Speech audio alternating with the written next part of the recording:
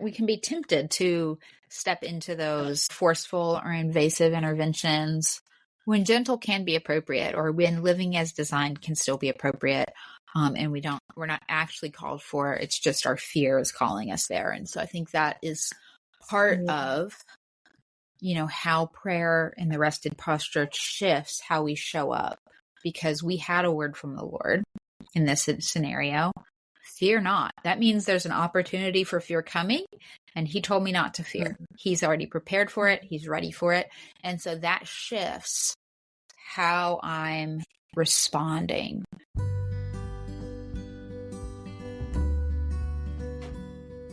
Holy Wild Birth is a podcast embracing the reclamation of giving birth, rooted in God's original design, undisturbed. Here, we share homebirth stories highlighting God's presence as the great midwife, as well as conversations about all aspects of a holistic, spirit-led childbearing year. From the perspectives of myself, traditional midwife Lauren of Rooted in Eden Private Contract Association, and me, holistic doula and birthkeeper Brooke Collier of Sister Birth. To choose a holy wild birth journey is to consecrate all your decisions unto the Lord. And to reclaim creation unadulterated by centuries of human attempts to control and improve upon what God has already called good. Please remember, birth is not a medical event, but a natural process. We are not your care providers, and this should not be taken as medical advice.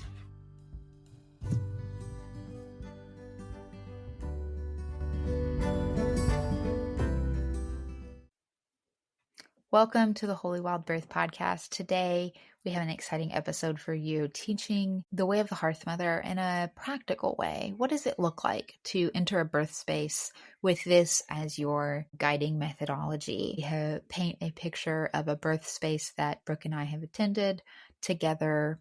Hypothetically, we are just making a story up, but share a birth story on what it could look like and how you can respond to the things that might come up in a certain birth situation, and how you want to respond in this kind of rightly ordered way of the Hearthmother. So I hope that this will illuminate that Way of the Hearthmother podcast. If you've listened to that in the past, this will illuminate how you can begin to incorporate that into your birth work.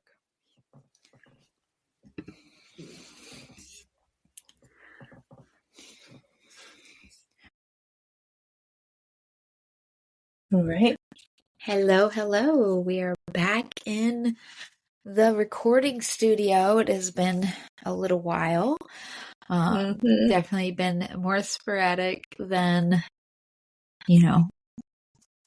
hopefully we will be doing in the future, as we've kind of hit a landmark moment of wrapping up the first cohort. Is so close to the end of Hearthmother Journey. Hearthmother Journey.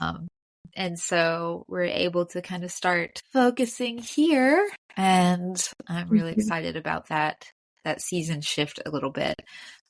So we're kind of letting those projects collide a little bit in this podcast.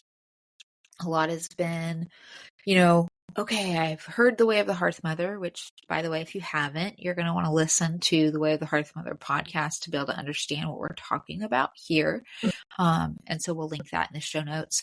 But we've had a lot of people talking about, like, okay, I get, I've caught the vision. I really love the Way of the Hearthmother and like following this methodology, but then they get into a specific situation in their life or a specific birth, and they're not quite sure how to, like, okay, I've got the steps in my head, but like, I don't get the process. Like, how is that fluidly walked out, practically, in a right? specific situation. In okay, how do I apply that to this situation? And what does that look like now? And when do I know to move to the next step, or to just stay in a place of prayer? Or how do I actually navigate this methodology?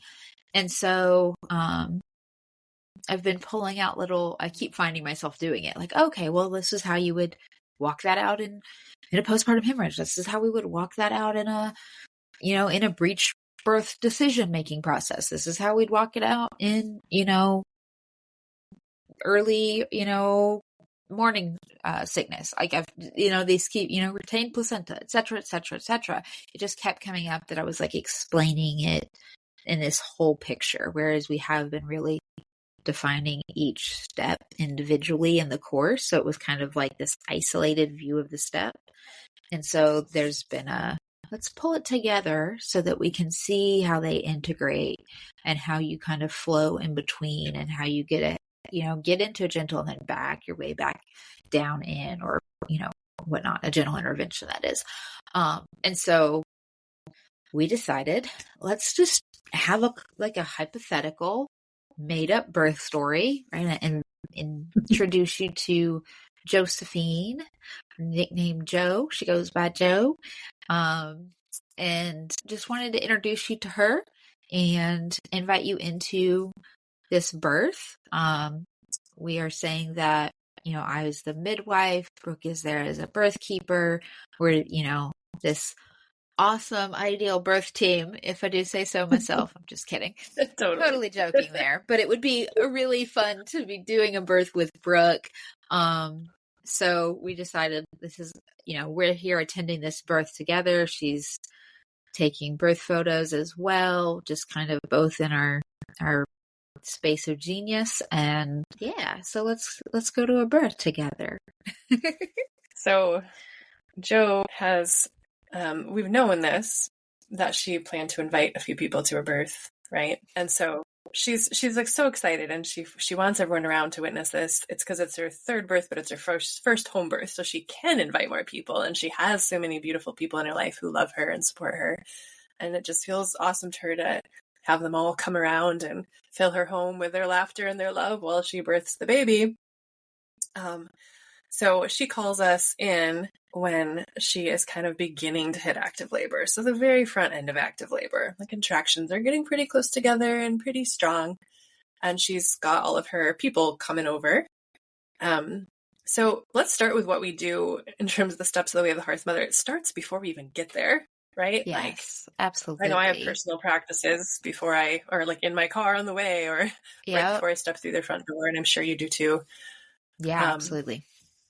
If we were driving together, I'm sure we would probably be doing some of it together on the way as well. Yeah.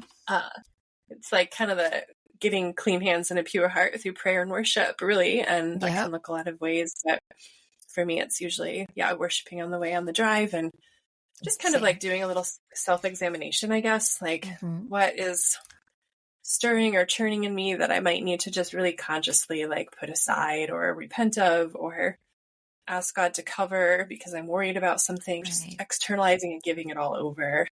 Yeah, absolutely. I expect if we were driving together, we'd pray together. Yeah, definitely. I do all of those same things. I always have worship music on, and I normally actually I have an intercessory team that covers me at birth. So I would inform them, hey, I'm going to this birth. I felt this impression from the Lord. I think that, she's super excited about this birth and this baby, and I totally expect a beautiful home birth, but also there's a lot of people there. I know that there's some relational tension with mom, so if you could cover that in prayer too. I would totally be just not giving them deep details by any means, but just like prayer points. So I would be doing that as well.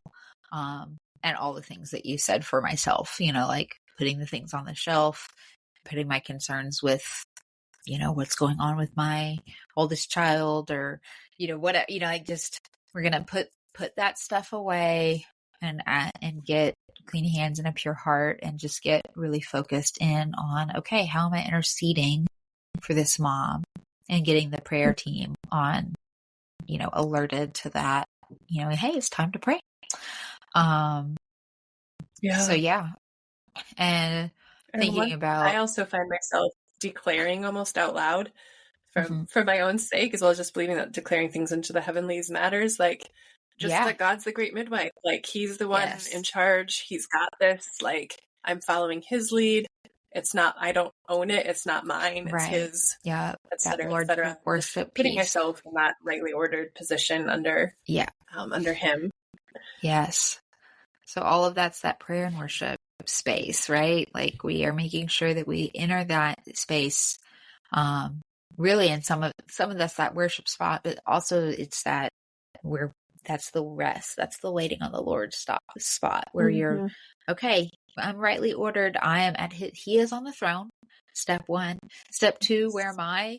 I'm at his feet. I am in a rested heart posture, right? Like we're not talking about rest in the sense of like I'm resting my physical body, but I am in a rested place of I'm moving in peace. I'm moving in the fruit of peace and the gift of peace. And I'm saying, okay, God, you are above all. You are sovereign, and I'm going to wait on you. I'm going to follow where you're at, right? So we're going in that place of steps 1 and 2 are kind of always happening, right? And they should always be happening, no matter where in this way of the Hearthmother you get, no matter how far along in the steps that you might end up having to take up, you're always in this spot of like, okay, Lord, you are Lord of all, and I am here at your feet, boldly coming before you as your child, but trusting you, right? Like I can trust that you're on the throne and not shaken. And so this is how we enter, right? This rested, prayer-filled place. So And maintain it, because the truth is that sometimes things come up that you start to drift out of that space, and you're just going to bring yourself back. But for now, we've entered the door, like we've entered Joe's house in this space, in this state of being. Absolutely. So we get there and find that everyone's there, and they have snacks and drinks, and the excitement level is high. Obviously, everyone's excited about this process and this baby. Her husband is like totally in. He's geeked. So excited that this is happening, but also in his excitement is a little distracted, in more of a party mode maybe than a than a birth support mode. Like he's excited, and Sharon is like, yeah, babe, you got this. And we find Joe is, at this moment when we arrive, she's still kind of wandering around the house and interacting with her guests, and even occasionally saying, do you need a drink? Like, or reminding them where the snacks and the water are. And her kids her 2 older children are around, kind of like, mommy, and she's tending to them, but then pausing periodically to have a contraction while we get set up and settle in. So at that point, in my very much midwife brain, I would be, okay, getting curious. Like I'd be looking at all of that and scanning okay, what's going on here? How comfortable is she? Is she wanting this to happen? Are we still full? Like she was like, we had the conversations. Okay, the more people you have in your birth space tends to lengthen out a labor. But she was just jazzed about that. Like, I'm going to have a birthday cake, and we're going to have, this awesome playlist of all my favorite music. And so I've got, so I'm just like, okay, are we still here? Like now that the moment has met, reality, like and like right now, she seems like she still wants to be in this space, but I'm definitely like,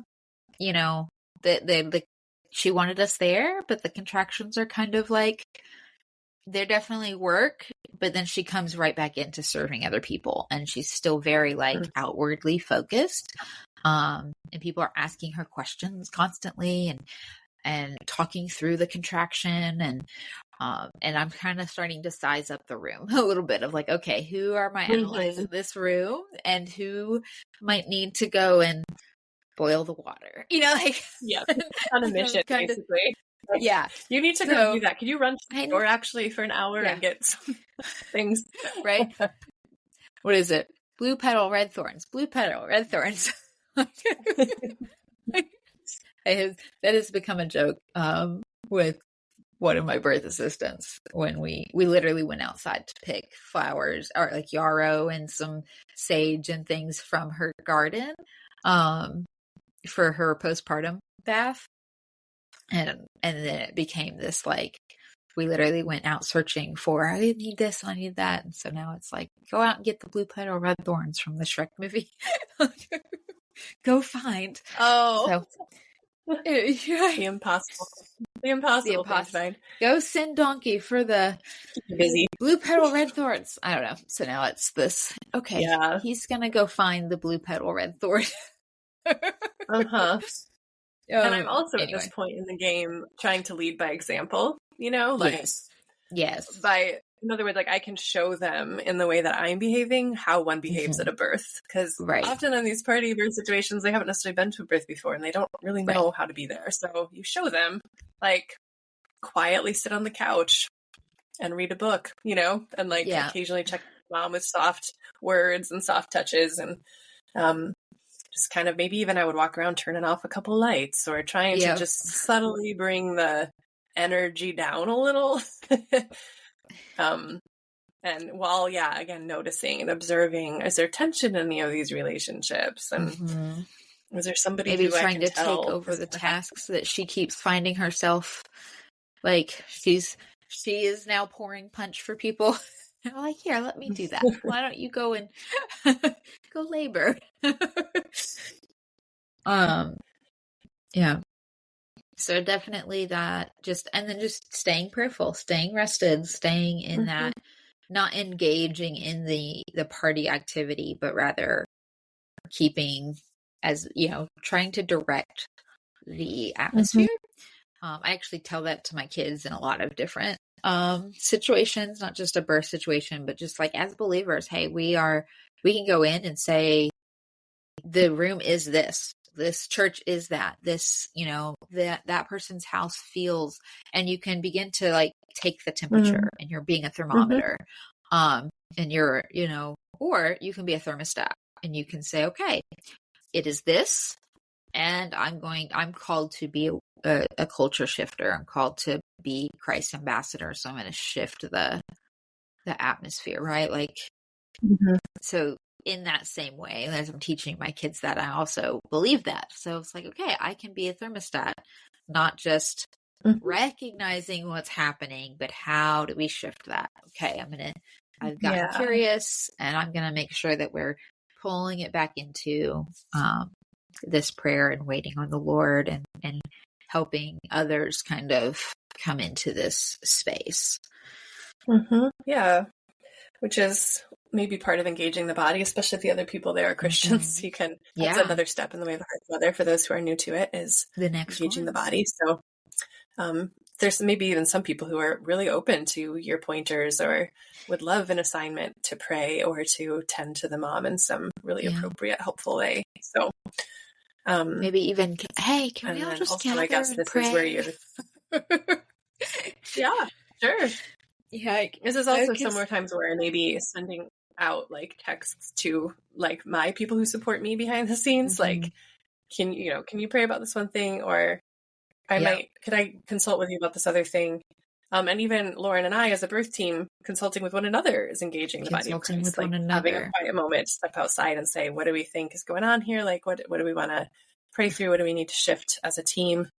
All of that is engaging the body, and that you weave in and out of that too, you know, throughout the whole time you're at a birth. You're definitely engaging other believers. And then I would almost use that as I could totally see myself using that as like, okay, let's, you know, mom's starting to go into some hard work. Let's pray over her as a family. Hey, Dad, I really want you to, you know, step in here as a, you know, intercessor and protector of your wife and child. Like, can you lead us in prayer? You know, obviously knowing that he already is, you know, like he's a minister in his church. He's really bold about praying in front of people. Like, I'm not putting him in a spot that I know he's uncomfortable in. Just painting a picture of these people, right? And so, you know, so maybe just gathering that, and that shifts the space, right?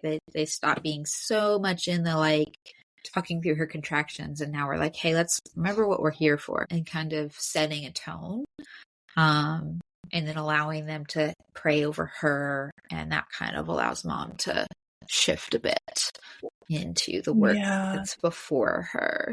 So now we've in Mm-hmm. that, this is that engaging the body of Christ, but it's also seeing the things that we've gotten curious about. And we recognize that we're kind of off the live as designed, right? The live as designed is that Yeah. fifth piece. But all of these 1 through 5 kind of intermingle, right? They're all kind of happening together, right order, of importance and priority, I guess. But like, they're all in the basket together. And so that live Yeah. as designed is like, hey, she needs this support. Okay, we need to shift this atmosphere. We've taken the temperature. Now it's time to like live as designed and help support the physiological process of birth. And so now we've kind of, what are we doing to actively shift some of the supports to still give mom the birth experience that she was seeking and wanting? But how do we bring that all of these people are on one mission to support physiological birth, versus Yeah. one mission to have like a football tailgate party, right? Like, okay, what's the Mm-hmm. difference here? Like, yes, we all wanted you here, but why did she want you here? Remember, she wanted you here to experience the miracle of birth, not necessarily, and to be celebratory about the miracle of birth. So let's do that.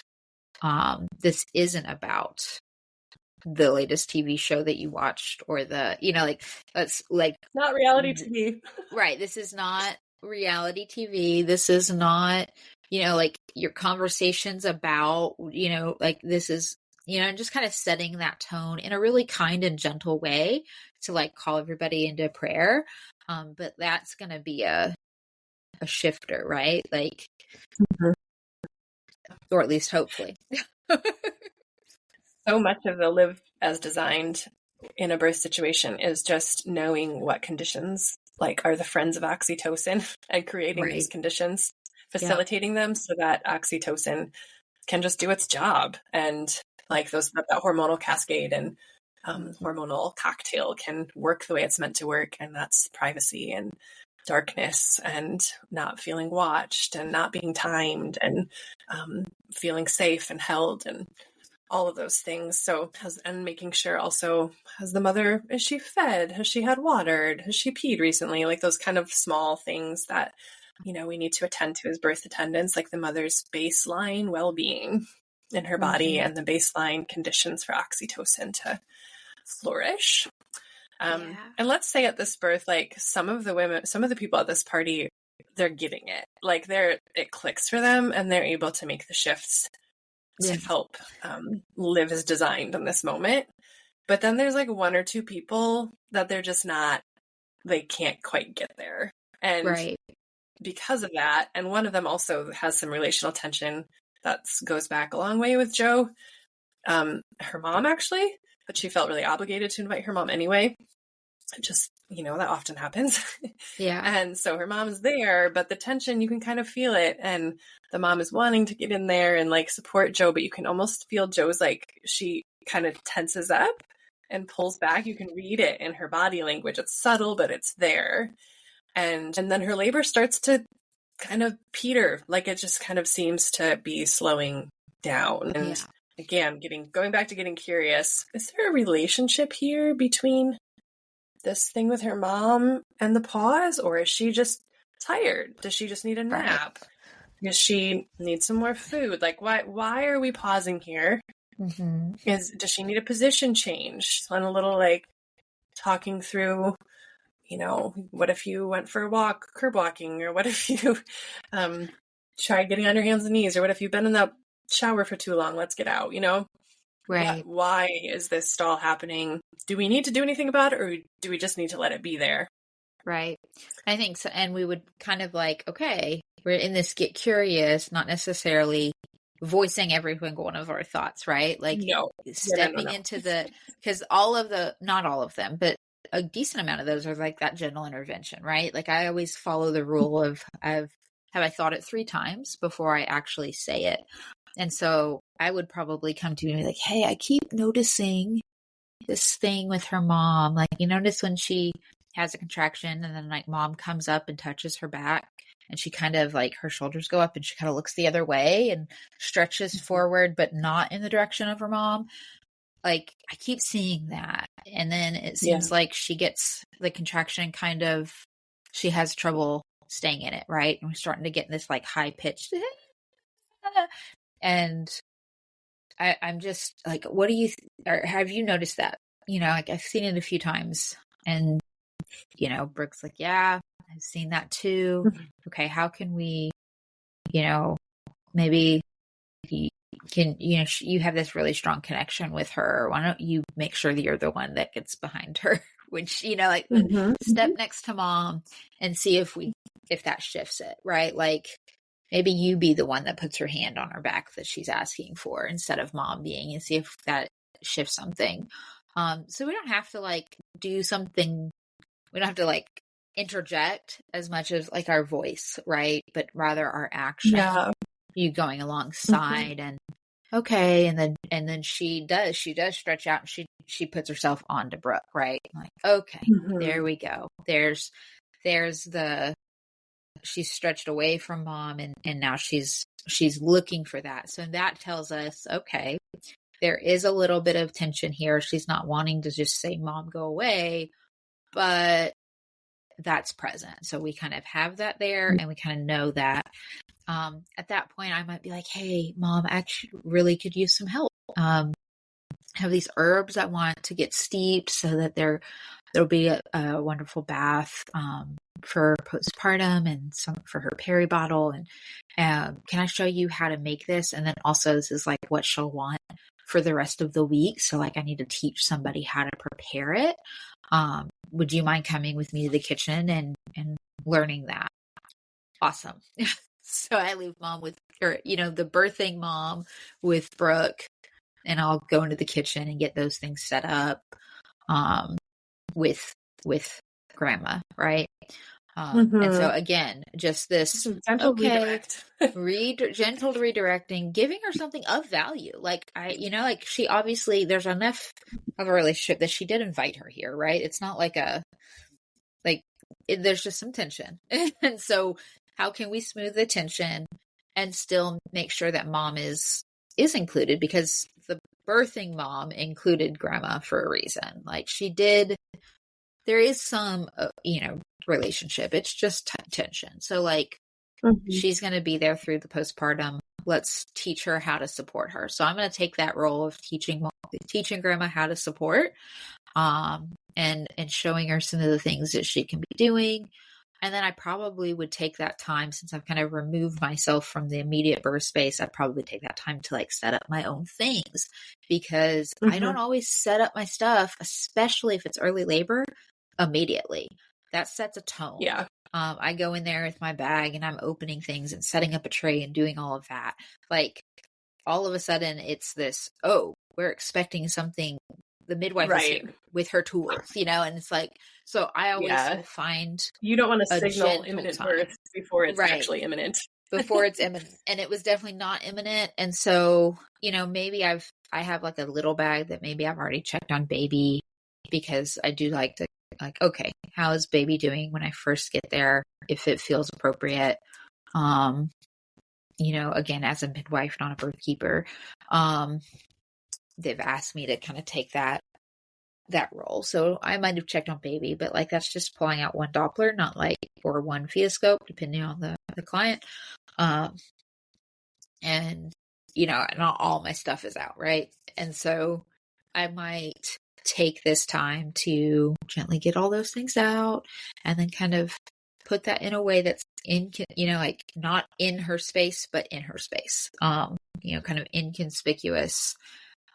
Part of a lot of the ways I lay my bag, it can be set up and then closed so that it's right there.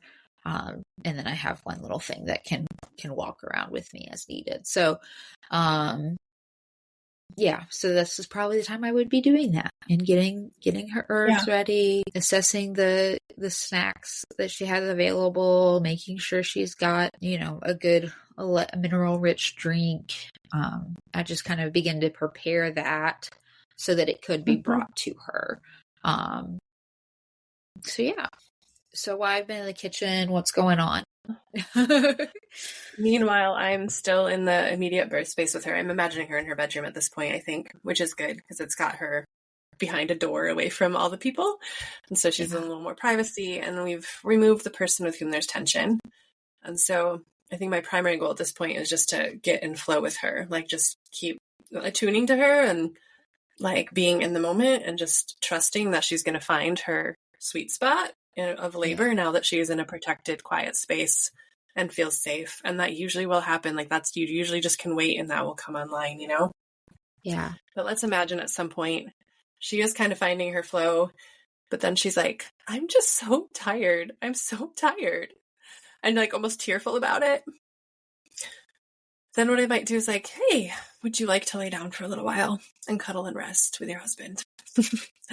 And maybe I just help her get set up comfortably with some pillows and cover her up. And she may doze and fall asleep for a bit and just give her a little privacy. Or when I leave the room to let her doze, her attractions may intensify and she actually gets even further into it. Sometimes it's a good little litmus test. You say you're tired? Okay, why don't you go ahead and lay down? And then either they sleep because they need to, or it actually is what pushes them over into like more intense labor. So let's pretend that happened. Like that's what I've been doing with her. Just, you know, speaking reassuring words about how her body is wise and she's doing it and she's safe and held and just being in her flow and rhythm with her and then facilitating her laying down because she's expressed a desire for some rest. So then we're both not in the room. So now we're both not in the room and she's there with Joe, or Joe is with, I don't know, we didn't name her husband. We didn't. Steve. Okay, so Joe and Steve. I don't think I love that name, but I don't know why. But sure. Huh? I don't know. It just was like, that feels not right. No, he's Steve. He's already been named. Okay, so Joe and Steve are hanging out. Steven. It feels more like Josephine and Steven. There it is. Cute. So anyways, so they're in bed resting, but we can hear her moaning.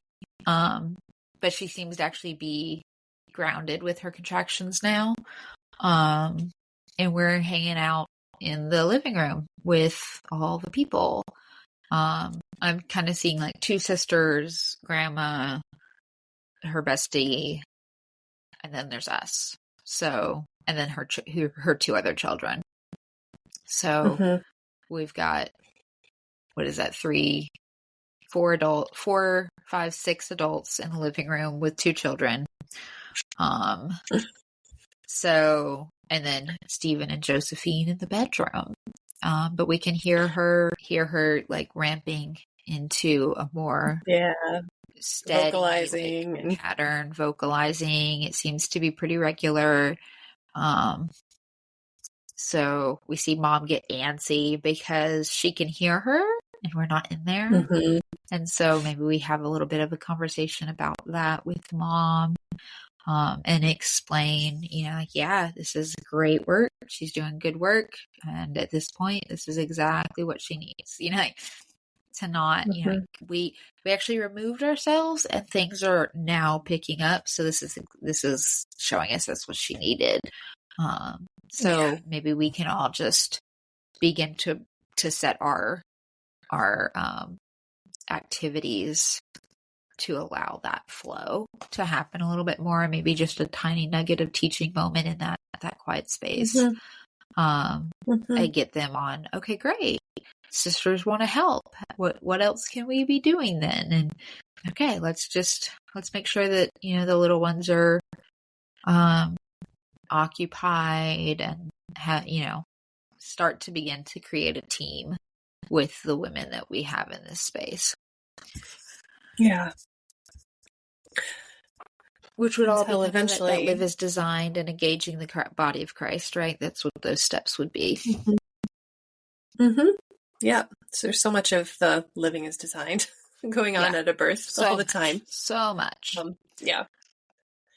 So that should be, and it's actually the longest module in Hearthmother journey too, is the live as designed, because that is the vast majority of what you're doing in your work with women. Right. That's the and trying to part that stand it. we all think about, right? Like when we think birth education or birth, like what is birth work?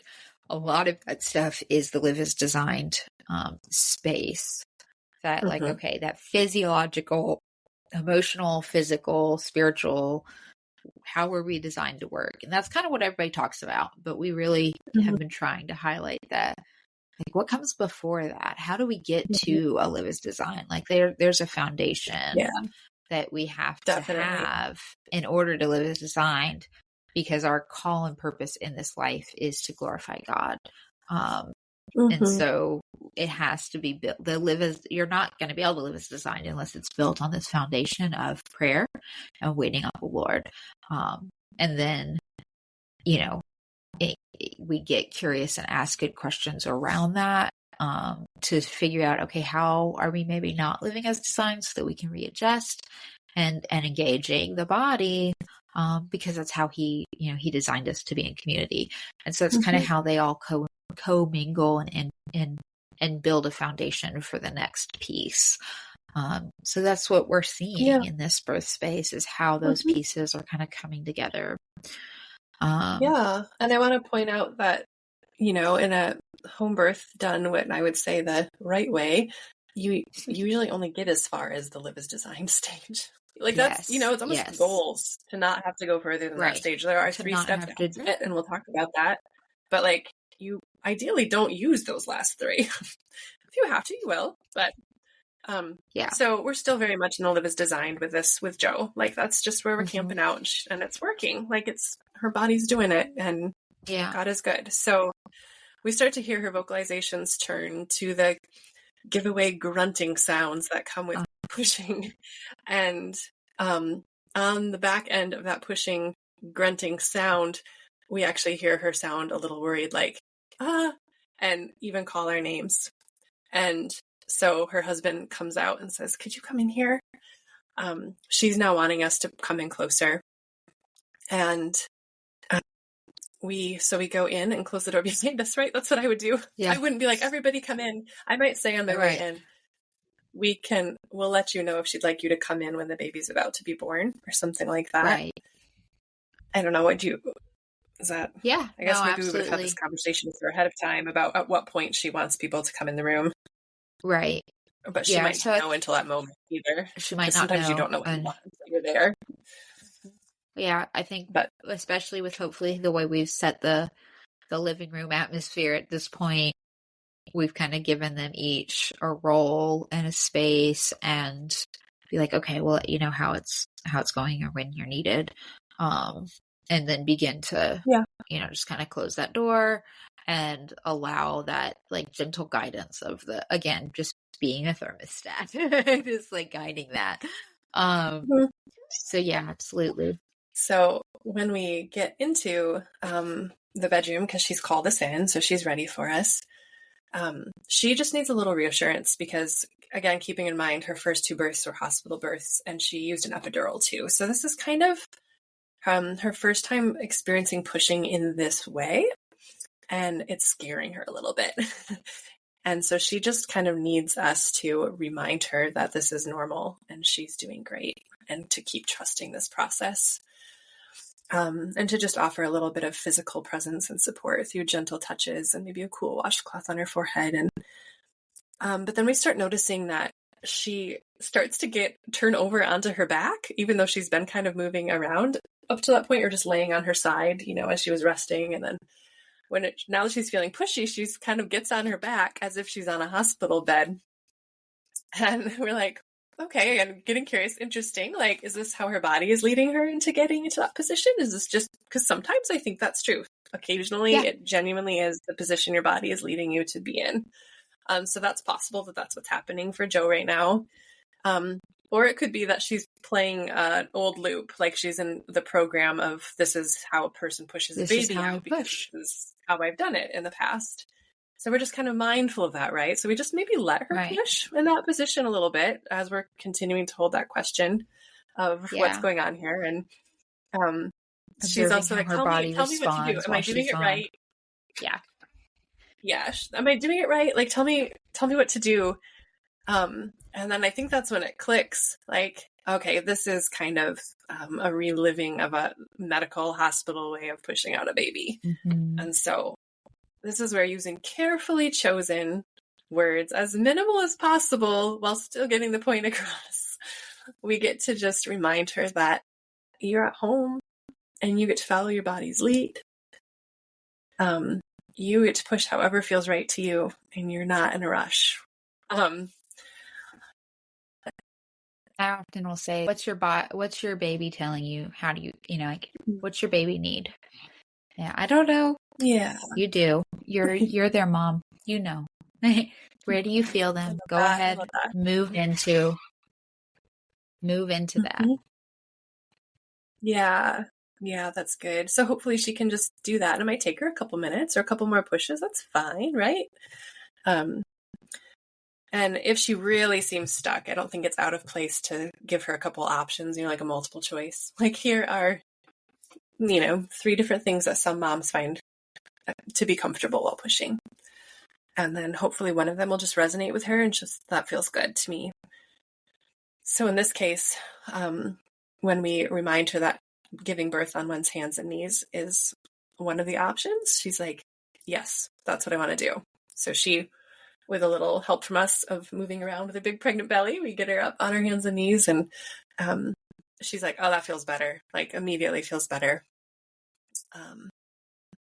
And I'm making this up as I go, of course, because this is for sure hypothetical. Change anything to my story here, Lauren. I mean, absolutely. So I think that's how I'm seeing it as well.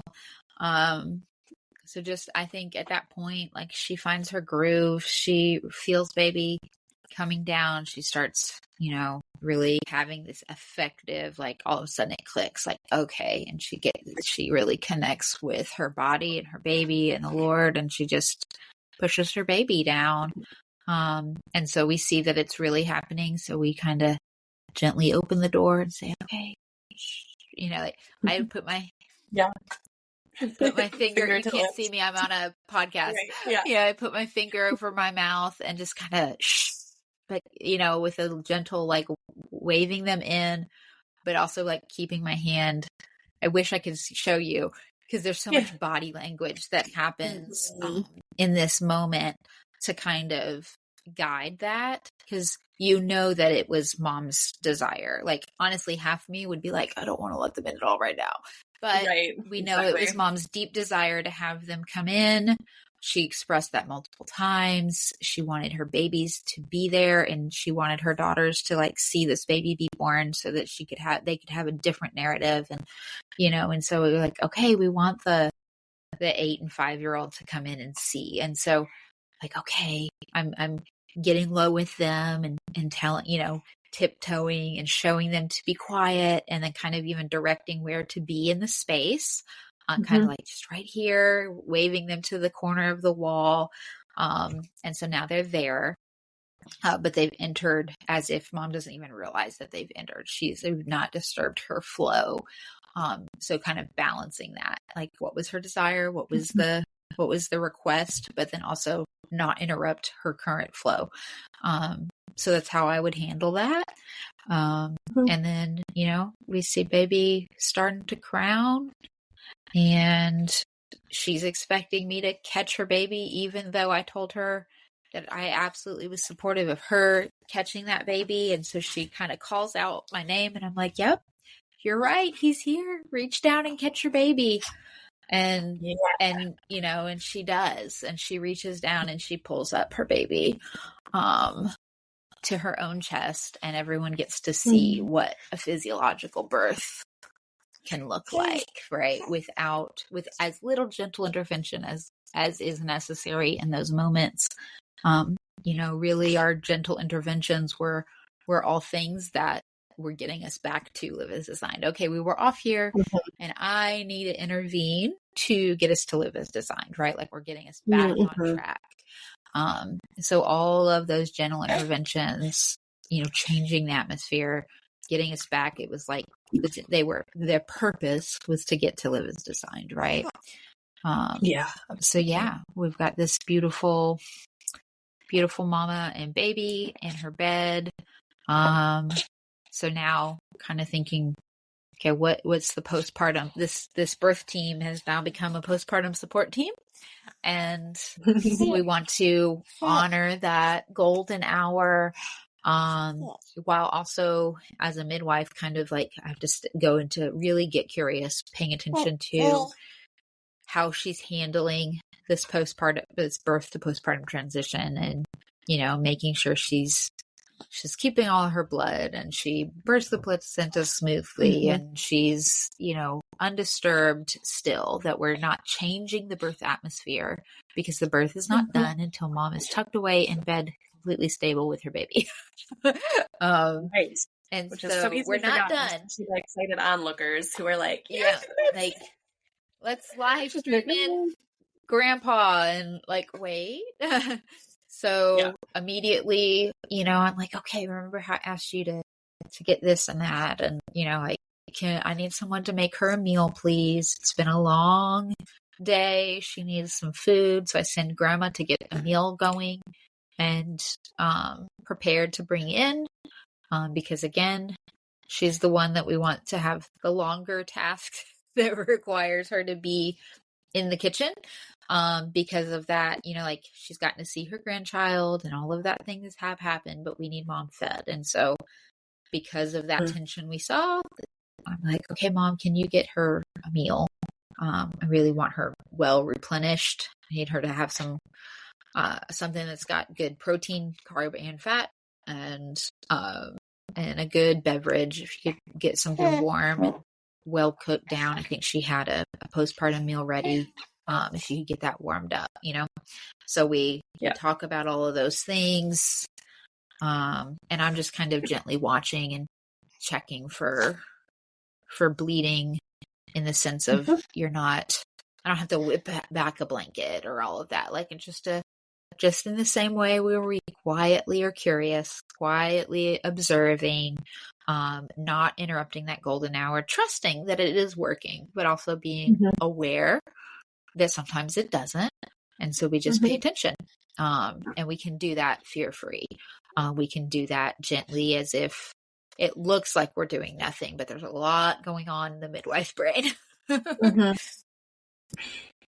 Shall we, just for the sake of demonstrating the gentle intervention step a tiny bit, should we just say that for whatever reason, this placenta is kind of just stubborn, and it's like it's been placenta, an hour and it's still not out, and like she's not bleeding a lot, so we're not alarmed, but also we're attentive. Like, this is longer than average. Yeah, so it's longer than average. Do anything to help this out, like to encourage this process? Well, what I would So what I would do in that situation of like this kind of retained placenta, I'd be asking, first I'd be asking for prayer. I'd be sending a quick text to my intercessory team. I'd be praying, like, okay, Lord, what's going on here? Am I concerned? Am I not? And asking my birth team, are you feeling concerned, or are you feeling at peace? Right? Like, what's the Spirit of the Lord saying right now? So I'm kind of quietly checking in with Brooke, quietly checking in with my birth team to see if anybody's had any, unctions or prayer points that they, because sometimes they'll be like, man, I've been feeling this, right? Like, or I feel like the Lord is just saying there's nothing to worry about. There's no fear. I keep hearing the Lord say, do not fear. Okay, great. I like that word. Thank you. So it's like, okay, he said, do not fear. So I don't have to step into fear, but I am being, wise. Right. And so we're engaging that prayer step. We're in a prayerful place. We're checking in with, okay, Lord, I'm going to intentionally stay in a rested place, in my heart. What am I doing? Where am I going? And so I start to get curious. All right. It's been an hour and 3 minutes since she gave birth. And you're going to hear my baby in the background. She just decided to wake up. So it just is what it is, ladies. You can pretend it's the newborn sounds from Joe's baby. There we go. Love it. So, I'm going to be kind of like, okay, do you mind if I, just take your hand, and I would be holding your hand, and I would gently, I've done this before, not actually actively taking a pulse the way you would normally see with the 2 fingers held on and be like, okay, I need to check your pulse. But like just kind of gently walk up and holding her hand and caressing her, and then find that pulse point and feel for it. And I've done that to where it's very not medical, but also I want to know if her heart is racing. And so I feel like, okay, her heart's not racing. It's not elevated, which would be one of the very first signs of, she's bleeding too much, as the heart starts to race. That's a little bit of tachycardia. Her heart's not racing. Okay. Really great. And I'd ask, like, do you mind if I, just kind of check your uterus and make sure like what it feels like, and have you peed yet? And be thinking about some of those things. Some of them I'd be able to voice gently, or, encourage her to go urinate. But the things I'm thinking, like, what could be holding up a placenta? She's not bleeding. Oh, wait. There's not too much blood. And let's back it up also that I've already made sure, Liv has designed that the baby is on her body, skin to skin. Right. Yes. And near her nipple. So the baby is where the baby ought to be postpartum, which is really important for finishing up the birth process, so that there's no separation and that the baby's close. So we've covered that base. So now Lauren's exploring these other factors that could contribute to a placenta that's hung up a little bit, and potential complications of the placenta that's hung up a little bit. Still from a rested place. Has she emptied her bladder recently? And if not, then that's a very simple but sometimes very effective tool, just to have her pee. And if she can't get up to pee, we can have her pee right there on a Chuck's pad in her bed with her baby. If she's able to do that. Some people psychologically can't, but if she's able, she can do that. Yeah, all of those things. And I love that you pointed out that, like, where's baby? Because that is the first thing I'd be asking, especially at like these party births, if baby has started to get passed around, and those kinds of things. Like, that is totally the first thing to be, if we're talking about or anything. That's I call that an invasive intervention if baby is not with mom. And so we need, they are regulating each other. So baby on chest, is absolutely number one. Liv is designed, making sure that that's there. And so it'd just be, like, there's a level of, we can pay attention to where, like, just because we're outside of normal, like normally that placenta is going to come within 30 minutes. It's going to detach, and maybe it's just in mom. Or is it, like, is it attached? Is it not? Right. So that's kind of one of those questions. And if it's, like, it seems to still be attached. Honestly, I come from a place of like, I'm going to trust that it's attached for a reason. Generally, right? Like, yes, there are some pathological reasons why a placenta might not detach, that would cause us to move into like a forceful or invasive. But a lot of times, maybe that baby is like, how is baby's transition doing? Are they really still being supported by this placenta by chance? Probably not likely. But I've heard of midwives, they didn't feel okay about cutting it. Mom didn't want to cut the cord, and they've actually seen where baby started struggling and the placenta restart sending blood to the baby. Amazing. It's truly amazing. And so the body knows what it's doing. And so I'm like, okay, is this how, maybe the baby's like, it's transitioned well, but it's a little grunty and the placenta's still attached. I'm like, okay, that placenta's doing something. We're going to let it be, right? Like, because I'm not seeing signs of tachycardia. I'm not seeing a capillary refill be a problem. I'm not seeing too much blood. Her uterus isn't, filling up with blood. She's got, she had a little bit of a full bladder. We got that emptied. That seems to not be an issue. There's not any problem but time.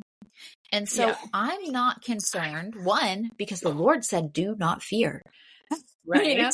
So I'm going back to, okay, what's the Lord said? I don't actually, outside of my timeline textbook knowledge, I'm not seeing anything that makes me concerned. My spirit isn't concerned. and loving the atmosphere that we have. And so we're not going to disturb that because of a textbook time.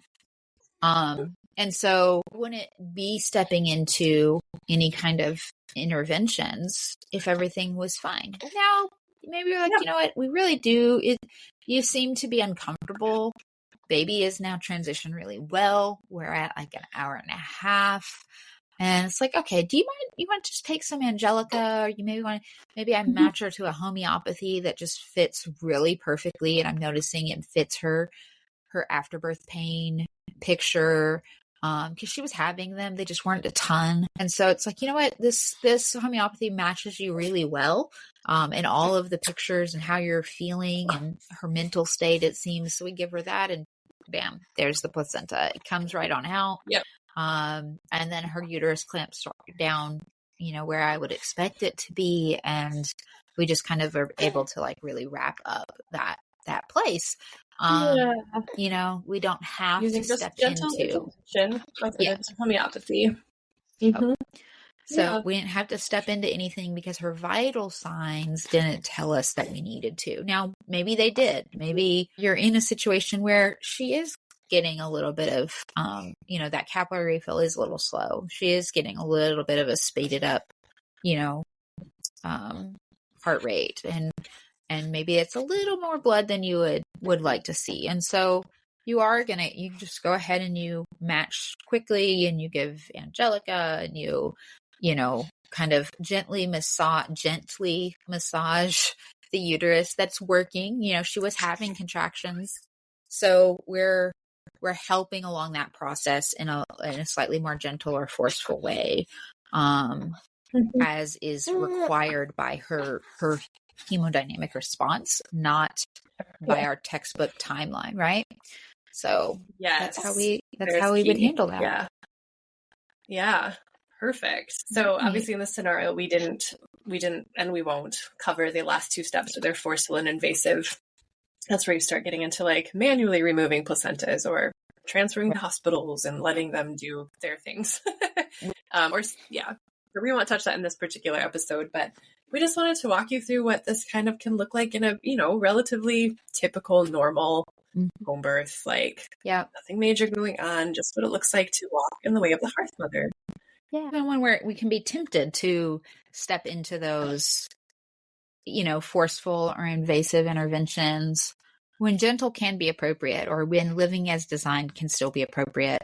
And we're not actually called for it. It's just our fear is calling us there. And so I think that is part of, how prayer in the rested posture shifts how we show up, because we had a word from the Lord in this scenario.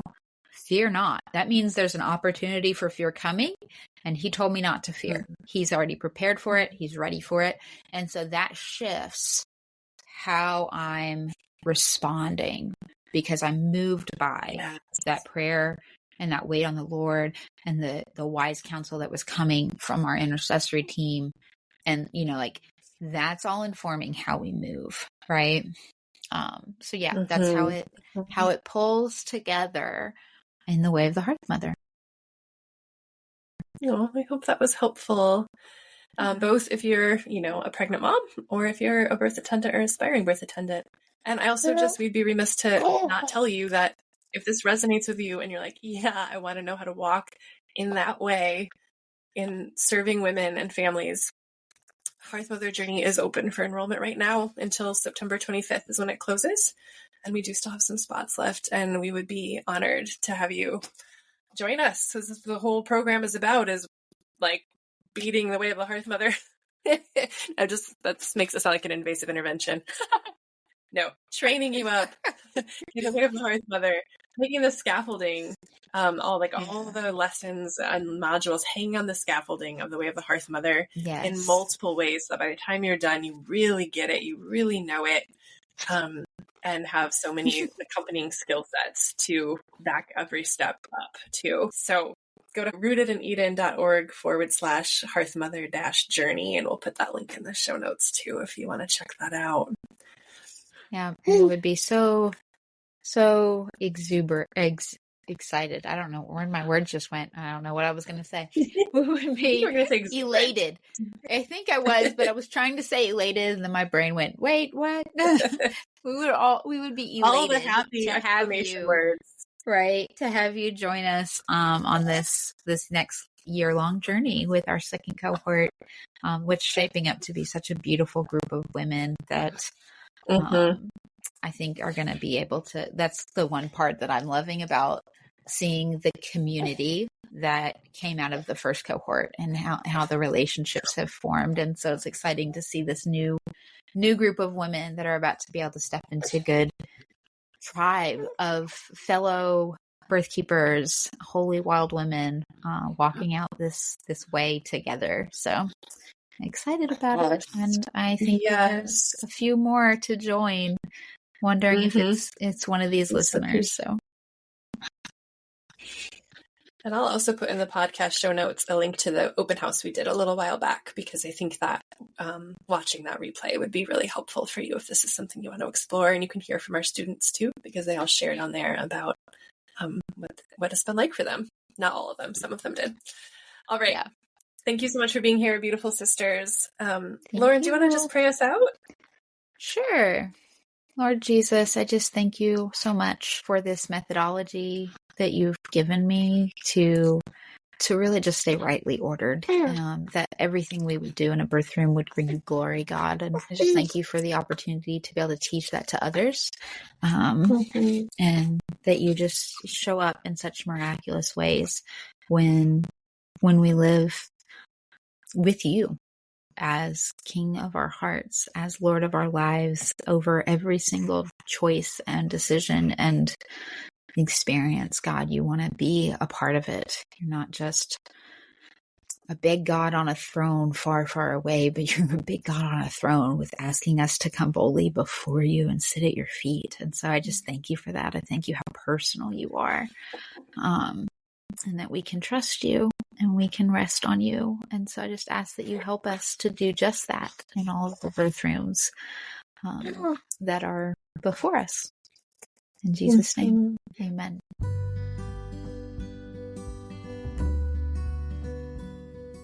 Thank you so much for tuning in to this week's episode of Holy Wild Birth. We hope that you were genuinely encouraged, inspired, and challenged by what you heard today. If you're loving what you hear, please make sure that you share it. Leave reviews. That helps other mamas find this content as well. And don't forget to read the show notes, okay? Because that's where you can find our email address if you want to reach out to us and start a conversation. It's also where you'll find free offerings as well as invitations to work with me and or Lauren. We can't wait to get to know you. See you next week.